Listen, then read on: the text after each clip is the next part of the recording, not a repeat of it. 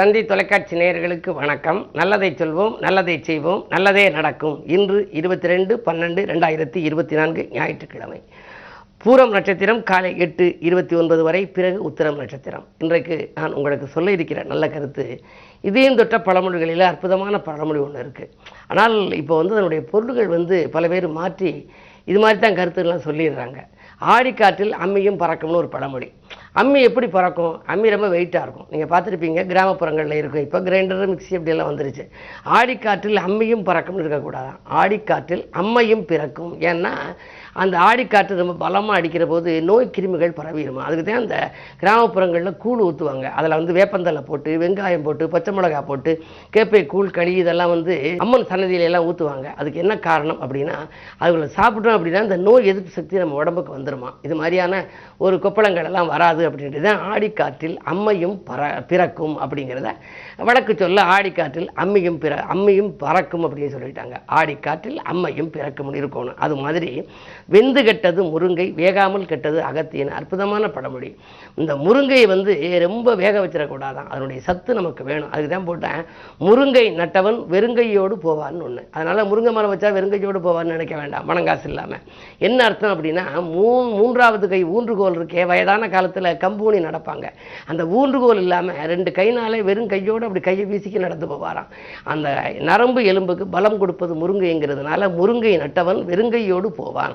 அதாவது ஊன்றுகோல் இல்லாமல், மற்றவர்களுடைய துணை இல்லாமல், மற்றவங்க கையை பிடிச்சிக்காமல் அவராகவே படியேறி ஏணி மரத்துல எல்லாம் ஏறுறது, எங்குமே அவர் ஏறக்கூடிய ஆற்றல் அந்த நரம்புக்கு தளர்ச்சியே கிடையாதான். ஆகையினாலே இந்த முருங்கைக்கு 2 பழமொழி. ஒன்று அது மாதிரி, அடுத்தது வெந்து கெட்டது முருங்கை, வேகாமல் கெட்டது அகத்தி. அகத்தியை நல்லா வேக வச்சு சாப்பிடணும். அதே மாதிரி திருமண அவசரத்தில் தாலி கட்ட மறந்தது போல அடிக்கடி திருமண வீட்டில் சொல்லுவாங்க. என்னையா திருமண வீட்டில் திருமண அவசரத்தில் தாலி கட்ட மறந்தது மாதிரி நீங்கள் பேசுகிறீர்கள் எப்படிம்பாங்க. அது தவறு. திருமண அவசரத்தில் தாலி காட்ட மறந்தது போலன்னு இருக்கணும். அந்த ஒரு மங்கல்ய கயிறு தாலி இருக்கே, அதை ஒரு தாம்பாளத்தில் வச்சு பூவெல்லாம் வச்சு எல்லாரையும் தொட்டு கும்பிட சொல்லுவாங்க. அந்த கூட்டம் வந்தவங்களெல்லாம் முன்னாடி இருக்கவங்களையும் கும்பிட சொல்லுவாங்க, முக்கியஸ்தரை கும்பிட சொல்லுவாங்க, எல்லாரையுமே கும்பிட சொல்லி அச்சதையெல்லாம் போட சொல்லுவாங்க, பூத்துவ சொல்லுவாங்க. எதுக்குன்னா எல்லாரும் வாழ்த்தோணும் அந்த மணமக்களை. அப்போ தாலியை காட்டணும். எல்லாரும் தொட்ட தாலி, வாழ்த்துக்களோடு உள்ள தாலியை மணமகன் எடுத்து கட்டினான்னா ஆயுள் ஆரோக்கியம் நீடிச்சிருக்கும், 16 பேர்களும் அவங்களுக்கு கிடைக்கும். ஆகையினாலே திருமண அவசரத்தில் தாலி கட்ட மறந்தது போலங்கிற பழமொழி தாலி காட்ட மறந்தது போலன்னு இருக்கணும். இப்படி எத்தனையோ மாற்றப்பட்ட பழமொழிகள் இருக்கிறது. அவற்றை பற்றியெல்லாம் உங்களுக்கு இந்த தந்தி தொலைக்காட்சியிலே நான் தொடர்ந்து சொல்வேன் என்று சொல்லி இனி இந்திய ராஜ் பலன்களை இப்பொழுது உங்களுக்கு வழங்கப் போகின்றேன்.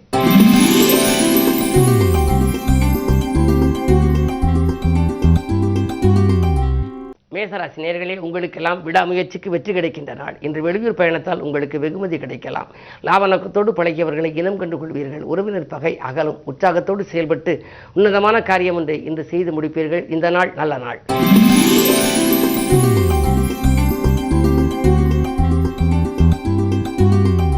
ரிஷபராசி நேயர்களே, வக்ரவியாளனின் ஆதிக்கம் ஒருபுறம், 11லே ராகு. லாபஸ்தானத்தில் ராகு இருந்தால் உங்களுக்கு நன்மைகள் கிடைக்கும்.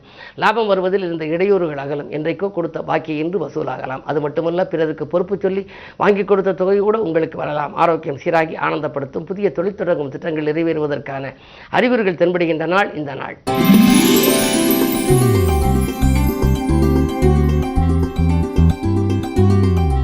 மிதுனராசி நேயர்களே, உங்களுக்கெல்லாம் மதியத்திற்கு மேல் மகிழ்ச்சி உண்டாகின்ற நாள். மனக்கலக்கம் அகலும். மனவாழ்வில் ஏற்பட்ட பிரச்சனைகள் விலகும். அலுவலகத்திலே உங்களுக்கு மரியாதைகள் கூடும். மேலதிகாரிகள் உங்களுக்கு இணக்கமாக நடந்து கொள்வார்கள். உடன் சக பணியாளர்கள் உங்களுக்கு உறுதுணையாகவும் இருப்பார்கள். விஆர்எஸ் பெற்றுக்கொண்டு வெளியில் சுயதொழில் தொடங்கலாமா என்று கூட நீங்கள் சிந்திப்பீர்கள். உங்கள் சிந்தனைகள் வெற்றி பெறுகின்ற நாளாக இந்த நாள் அமைகின்றது.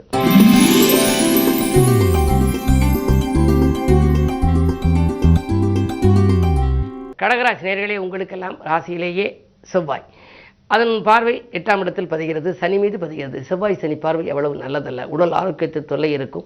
புது முயற்சிகளிலே கொஞ்சம் தடை ஏற்படலாம். உடன்பிறப்புகள் உங்களை விட்டு விலகாமல் பார்த்துக் கொள்ளுங்கள். என்ன இருந்தாலும் யோசித்தும் பூசித்தும் செயல்பட வேண்டிய நாளாகவே இந்த நாள் அமைகின்றது. அது மட்டுமல்ல, துணிவும் தன்னம்பிக்கையும் உங்களுக்கு கொஞ்சம் குறையும். எனவே இன்று நீங்கள் எதை செய்தாலும் கொஞ்சம் யோசிப்பது மட்டுமல்லாமல் இறை வழிபாட்டிலும் கவனம் செலுத்துங்கள். இன்று ஞாயிற்றுக்கிழமை என்பதனாலே அருகில் இருக்கும் ஆலயம் சென்று சிவனை வழிபடுவதும் சர்வேஸ்வரனையும் சனீஸ்வரனையும் வழிபடுவது உகந்தது.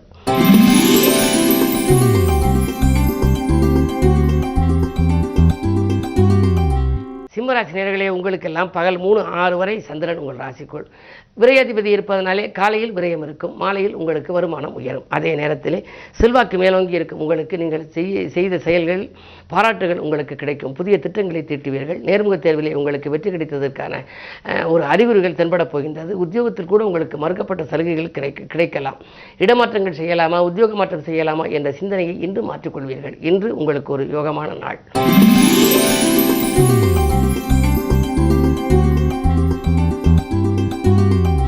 கன்னிராசி நேயர்களே, பகல் 3:06 மேல் உங்கள் ராசிக்குள் சந்திரன் லாபாதிபதி சந்திரன் வருவதனாலே மாலை நேரம் மகிழ்ச்சியாக இருக்கும். பயணங்கள் பலன் தரும். அத்தியாவசிய பொருட்களை வாங்கி மகிழ்வீர்கள். அதிகாலை நேரத்தை காட்டிலும் மதியத்திற்கு மேல் உங்களுக்கு மனக்கலக்கம் அகலும். எதை என்ன செய்ய வேண்டும் என்று நீங்கள் நினைத்தீர்களோ உங்களுடைய திட்டங்கள் எல்லாம் தெளிவாக நீங்கள் செய்து வெற்றி பெறப் போகின்றீர்கள். அது மட்டுமல்ல, குருவின் பார்வையும் இருப்பதனாலே வரன்கள் வாயில் தேடி வருகின்ற நாளாக இந்த நாள் அமைகின்றது.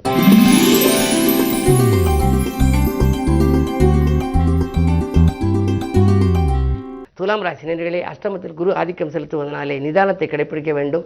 நீங்கள் அருகில் இருப்பவர்களை கொஞ்சம் அனுசரித்துக் கொள்ள வேண்டும். எது இருந்தாலும் குடும்ப உறுப்பினர்கள் உங்கள் குணமறிந்து நடந்து கொள்ள மாட்டார்கள்.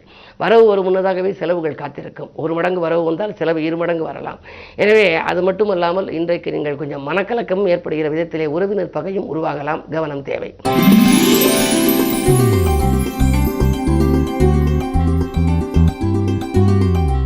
விருச்சிக ராசி நேயர்களே, உங்களுக்கெல்லாம் ராசியிலேயே புதன் லாபாதிபதி இருக்கின்றார். குரு பார்க்கின்றார். சந்திக்கும் நண்பர்களால் சந்தோஷம் கிடைக்கின்ற நாள். சிந்திக்காது செய்த காரியங்களில் கூட சிறப்படைவீர்கள். தக்க விதத்தில் உங்களுக்கு வளர்ச்சி ஏற்படும். உங்கள் முன்னேற்றம் மிகச் சிறப்பாக இருக்கப் போகின்றது.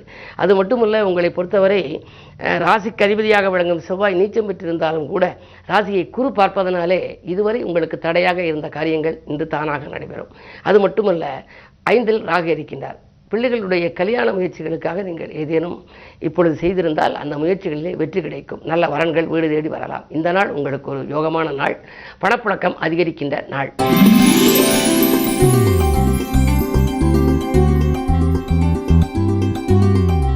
தனுசு ராசி நேயர்களே, ராசியிலேயே சூரியன் கோபத்தை உங்களுக்கு அதிகரிக்க வைக்கின்ற விதமாக இந்த கிரக அமைப்பு இருக்கிறது. எனவே முன்கோபத்தின் காரணமாக பல முட்டுக்கட்டைகள் வரலாம். பொது வாழ்வில் இருப்பவர்களுக்கு வீண் வழிக்கு ஆளாக நேரிடும். தொகை கணிசமான கைகளில் புரண்டால் கூட உடனடியாக விரயங்கள் ஆகிவிடும். எனவே இன்று இல்லத்தினரின் தேவைகளை பூர்த்தி செய்யுங்கள். உள்ளத்தில் நினைத்ததை உடனடியாக செய்து முடிக்கவில்லையே என்று கவலைப்பட வேண்டாம். அருகில் இருக்கும் ஆலயம் சென்று இன்று சிவனையும் உமையவளையும் வழிபடுவது நல்லது. நந்தியம் பெருமான் வழிபாடும் உங்களுக்கு நன்மைகளை வழங்கும்.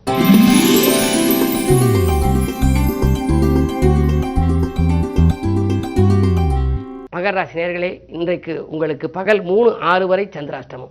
எனவே எதை செய்ய நினைத்தாலும் அதிகாலையில் நீங்கள் செய்யக்கூடாது. பொதுவாக 3:06 மேல் மதியத்திற்கு மேல் நீங்கள் செய்யும் முயற்சிகளில் உங்களுக்கு வெற்றி கிடைக்கும். அதிகாலையில் உங்களுக்கு தொல்லைகள் அதிகரிக்கலாம். எதிரிகளின் பலம் மேலோங்கி இருக்கும்.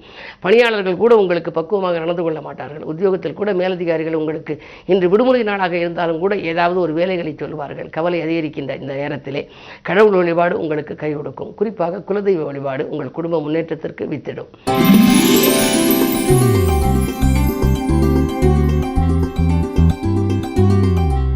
கும்பராசி நேயர்களே, உங்களுக்கெல்லாம் இன்று பகல் 3:06 மேல் சந்திராஷ்டமம். எனவே ஏதாவது நீங்கள் செய்ய நினைத்தால் அதிகாலையில் அல்லது மதியத்தில் செய்துவிடுவது நல்லது.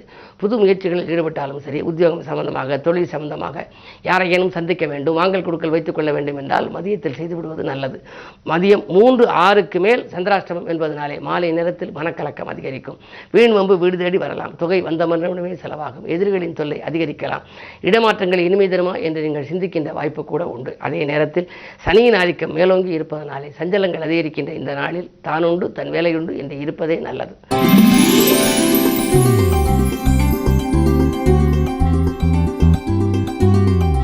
மீனராசி நேயர்களே, ஜென்மத்தில் ராகு உதவிக்கரம் என்பவர்களின் எண்ணிக்கை உயர்கின்ற நாள்.